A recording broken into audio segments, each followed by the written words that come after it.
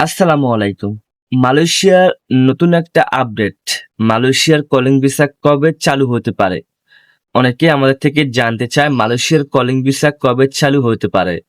মালয়েশিয়ার calling visa নিয়ে নতুন কোনো আলোচনা আছে কিনা, নতুন কোনো আপডেট আছে কিনা, অনেকে আমাদেরকে প্রশ্ন করছে।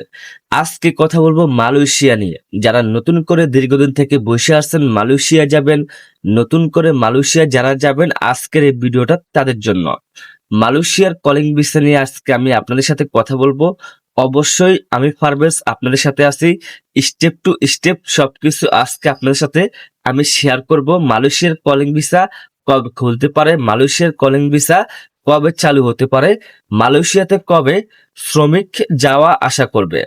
অবশ্যই আজকের এই ভিডিওতে পুরোটা ক্লিয়ার করব।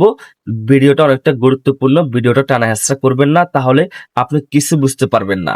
আর কিছু বুঝতে না পারলে অবশ্যই আমার ভিডিওর কমেন্টে আমাকে কমেন্ট করবেন, আমি অবশ্যই আপনাদেরকে রিপ্লাই দেওয়ার চেষ্টা করব। আর হ্যাঁ, যারা আমার সাথে কথা বলতে চান, আমার ভিডিও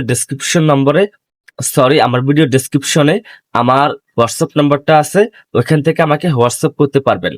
অবশ্যই আমাকে ভয়েস পাঠাবেন, তাহলে আমি আপনাদেরকে রিপ্লাই দেওয়ার চেষ্টা করব। ইনশাল্লাহ ভয়েস পাঠাবেন, আমি আপনাদেরকে রিপ্লাই দেব। তো এখন প্রশ্ন হচ্ছে মালয়েশিয়ার কলিং ভিসা কবে চালু হতে পারে। কোনো অনেকে বলতেছে অলরেডি কলিং ভিসা চালু, অনেকে বলতেছে মেডিকেল হইতেছে, অনেকে বলতেছে আমরা এজেন্সিকে টাকা পয়সা দিয়ে ফেলছি, পাসপোর্ট দিয়ে ফেলছি, আমাদের এজেন্সি আমাদের থেকে সবকিছু নিয়ে নিছে।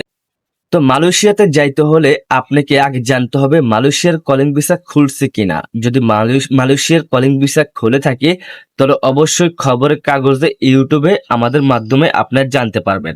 এখনো পর্যন্ত মালয়েশিয়ার কলিং ভিসা খুলে নেই, তবে মালয়েশিয়ার কলিং ভিসার খোলার খুব দ্রুতভাবে কাজ চলতেছে।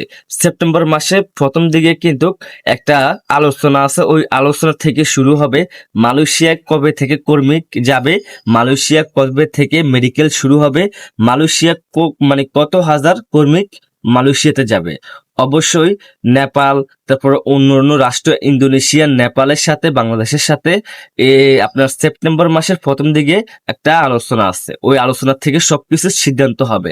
শুধু মালয়েশিয়া তো বাংলাদেশ থেকে কর্মী নেয় না, অন্য রাষ্ট্র থেকেও কিন্তু কর্মী নেয়। তো অবশ্যই বুঝতে পারছেন মালয়েশিয়া নিয়ে আমরা অত বেশি বলি না। তারপর অনেকে আমাদেরকে রিকোয়েস্ট করার কারণে আমরা খোঁজ খবর নিয়ে এজেন্সির সাথে কথা বলে আমরা যতটুকু জানছি, তারপর মালয়েশিয়ার কিছু ওয়েবসাইট থেকে আমরা যতটুকু জানছি আপনাদের সাথে আমরা অতটুকু শেয়ার করছি। অবশ্যই ভিডিওটা ভালো লাগলে শেয়ার করে দিবেন। আর কিছু না বুঝলে আমার ভিডিওর কমেন্টটা আমাকে কমেন্ট করবেন। আজকের মতন এই পর্যন্ত। মালয়েশিয়ার যে কোনো আপডেট পাওয়ার জন্য অবশ্যই আমাদের ইউটিউব চ্যানেলটা সাবস্ক্রাইব করে রাখবেন। আমরা কিন্তু প্রবাসীদের খবর সবার আগে দেওয়ার চেষ্টা করি। তো আজকের মতন এই পর্যন্ত। সবাই ভালো থাকবেন, সুস্থ থাকবেন। আল্লাহ হাফেজ।